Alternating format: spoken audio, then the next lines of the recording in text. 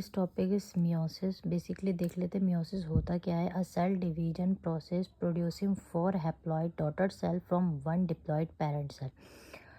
हमने पीछे पढ़ा था कि आपकी जो सेक्स सेल की डिवीज़न होती है, जो भी गैमेट्स होते हैं, ठीक है, वो किस डिवीज़न से डिवाइड होते हैं? आपका मियोसिस के ज़रिए, ठीक है। मियोसिस की भी 2 स्टेजेस होती है, मियोसिस 1 एंड मियोसिस 2, ठीक है। तो मियोसिस में होता क्या है कि आपका एक पेरेंट डिप्लॉइड सेल होता है। पेरेंट मतलब कि डिप्लॉइड सेल क्यों कि एक क्रोमोज़ोम उसमें डबल नंबर ऑफ़ क्रोमोज़ोम होते हैं, हाफ मदर के हाफ फादर के, तो एक डिप्लॉइड क्रोमोज़ोम जो है वो आता है, ठीक है। तो मियोसिस के प्रोसेस से क्या होता है कि आपका एक डिप्लॉइड पेरेंट सेल जो होता है वो डिवाइड होता है 4 हैप्लॉइड डॉटर सेल्स के अंदर, ठीक है, जिसके अंदर एक क्रोमोज़ोम होगा।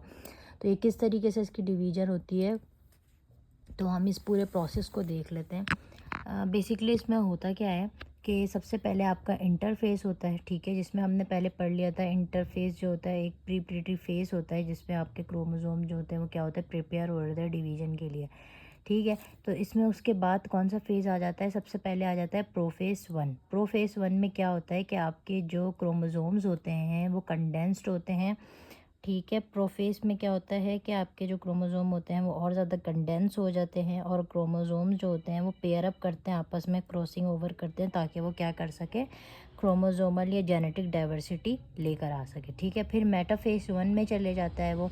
मेटाफेस 1 में क्या होता है कि आपके जो भी क्रोमोसोम्स होते हैं वो सारे अरेंज हो जाते हैं किसके अंदर, इक्वेटर के अंदर, ठीक है। एक लाइन हो जाते हैं इक्वेटर के अंदर, बीच में आ जाते हैं सारे क्रोमोसोम्स।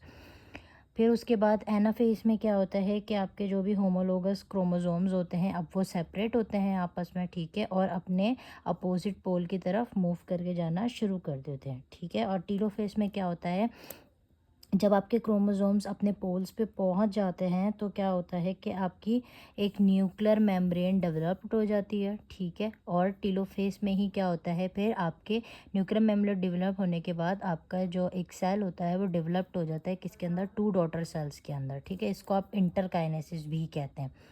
फिर प्रोफेज 2 मतलब मियोसिस 2 स्टार्ट हो जाती है। मियोसिस 2 में क्या होता है कि आपके जो दो आपके डॉटर सेल जो बने होते हैं, फिर दोबारा इसमें जो है वो क्या होती है, मियोसिस 2 स्टार्ट हो जाती है। इसमें फिर क्या होती है, जो आपकी जो क्रोमोसोम्स होते हैं वो कंडेंस्ड होते हैं।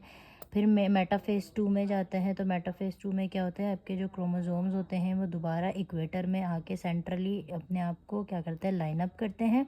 एनाफेज में क्या होता है कि फिर वो जो आपके क्रोमोसोम्स होते हैं वो अपोजिट पोल की तरफ मूव करके जाना शुरू करते हैं। और फिर टीलोफेज में क्या होता है, न्यूक्लियर मेम्ब्रेन डेवलप्ड होती है, तो और आपके जो 2 डॉटर सेल होते हैं वो डेवलप्ड हो जाते हैं 4 हैप्लॉइड डॉटर सेल्स के अंदर, ठीक है। एक सेल, ये 2 सेल्स बने थे, ये 2 जो है अब इसमें से एक की ये बताई हुई है, ठीक है।